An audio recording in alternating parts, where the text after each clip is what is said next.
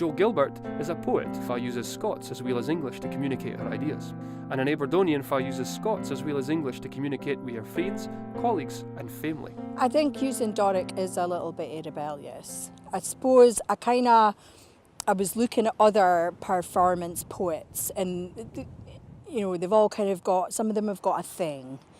And I thought, nobody else is doing that. Nobody else is doing the Doric thing. And I really liked the idea about writing about really contemporary, quite dark stuff. I've got a real hatred of nature poetry, just because it's so good and wholesome and no like real life really, you know. I mean, who spends their whole time running about going viewing herons, and you know, that's not how my life's been, that's not how I was brought up. I come from a working class family.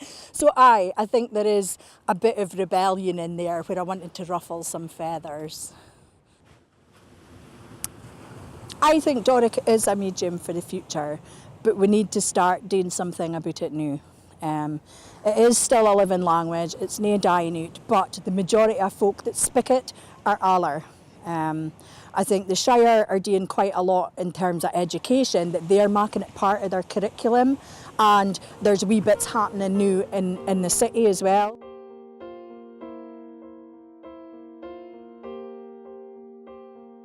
And so when folk were asking me at the beginning, I told them that I was using bastardised Doric because it's half Tuchter and half Toonser. I would maybe use words, you know, that are purely Aberdonian, but there are other words that have come from the other side of my family heritage that I will use, like puddick or a puckly a neeps or bachels, or, you know, words that I know, but there's plenty of Doric words that I read and I think, why didn't I ken that? But it's because I've no heard it. I think, you know, my kind of interpretation of the language has been fae fit I've heard, so that comes for the folk that speak it. You know, to be fair, I've only just started engaging with written Doric. A lot of it has been about spoken word rather than, which has probably attracted me to the performance element of it as well. Out in the Shire, the situation is gae different. Statistically, mair folk are Scots speakers, with peaks in tunes sic as Banff. A progressive attitude is apparent in education and wider civic life. A thing the Shire is blessed with is folk willing to fecht for the mother tongue.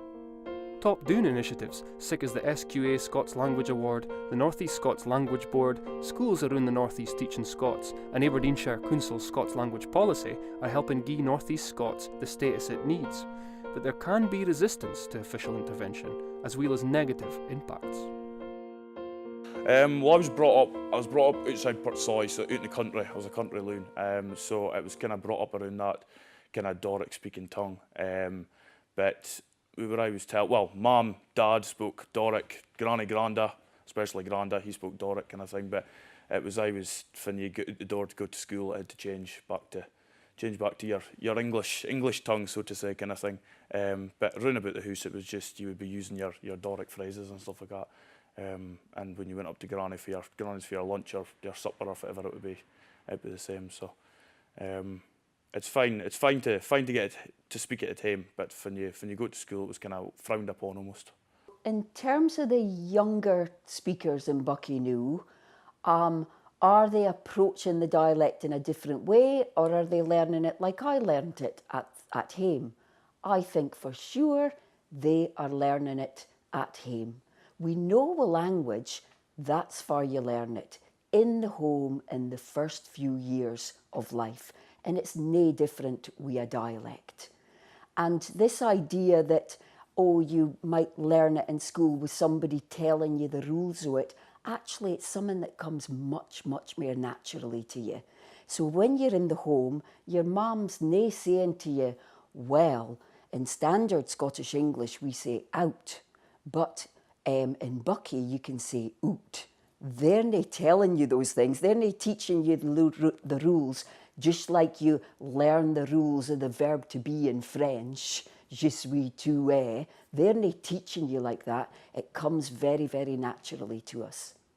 The bairns come through the corridor speaking Doric. You hear Doric in the corridors, you hear Doric on the play parks, the sports parks, you hear Doric in the dinner queues, you hear Doric away around about the school.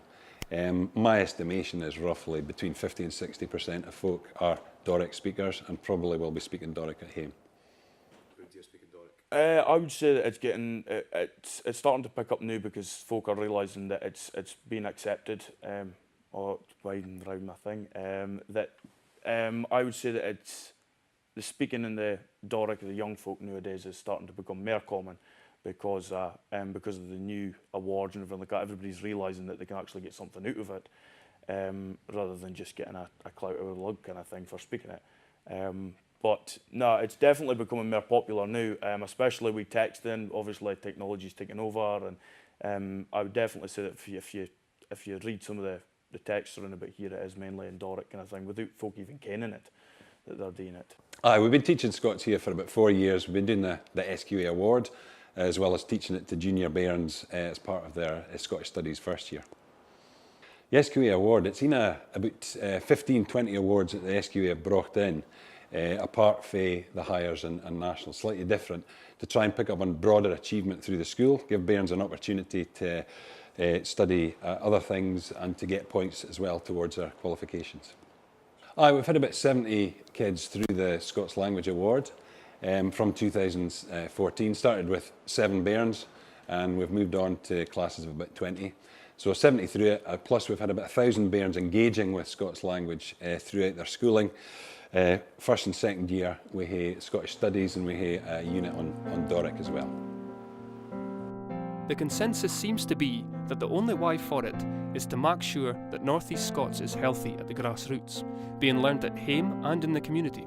We support for the schools and for wider officialdom. A raising of status is essential.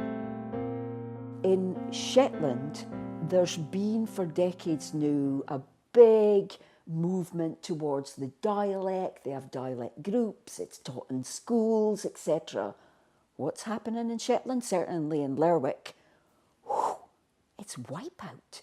When you hear the younger speakers, and that's what our paper shows that we looked at in Shetland, when you hear the younger speakers, a lot of them are losing the dialect. They're sounding more like that Scottish Standard English. Now, Buckie, nobody speaks about the dialect, or it's nae a thing, right? They just do it.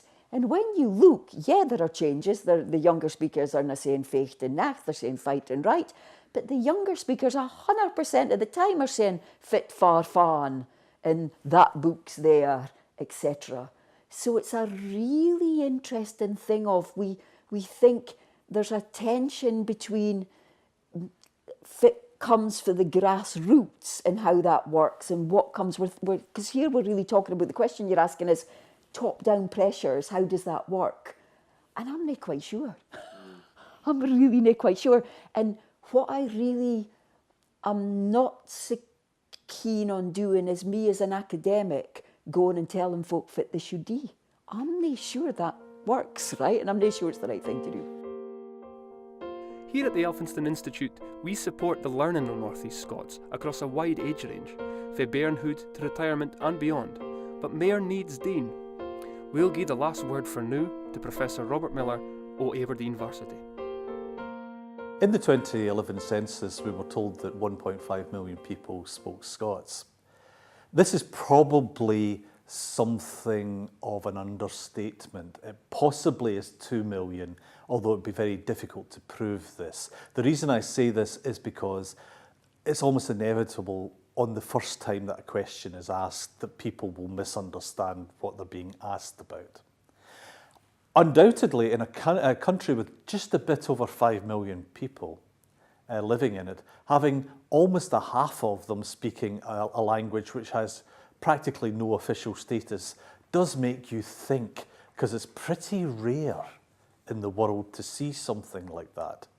And when it has happened, as in Luxembourg in the 1970s and 1980s, something was done about it.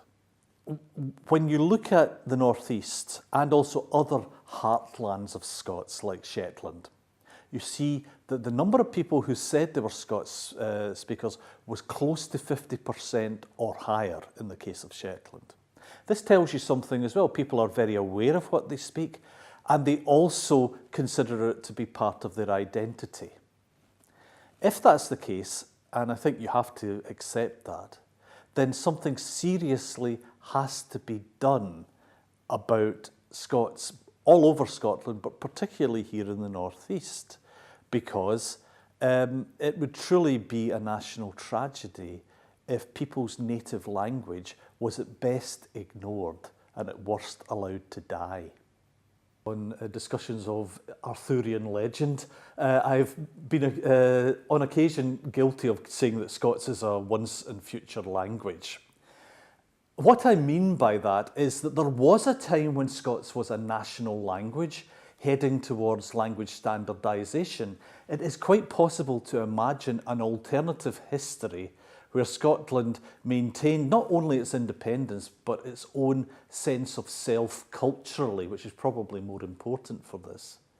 And moving forward from that, had a language just like Norway has a language, and just like Luxembourg has got a language, and so on. Not spoken by many people, but that's not our problem. Future is up to us. That's the difference. Scots is a language linguistically in some ways because it isn't mutually intelligible in its densest form with Standard English. But in other ways, it's like a dialect because it has been dialectalised under Standard English. We don't generally write in Scots unless there's a specific reason for doing so. If we could get round that, if we could get to the situation where Scots was given equality to English in schools, then it would be a present language again.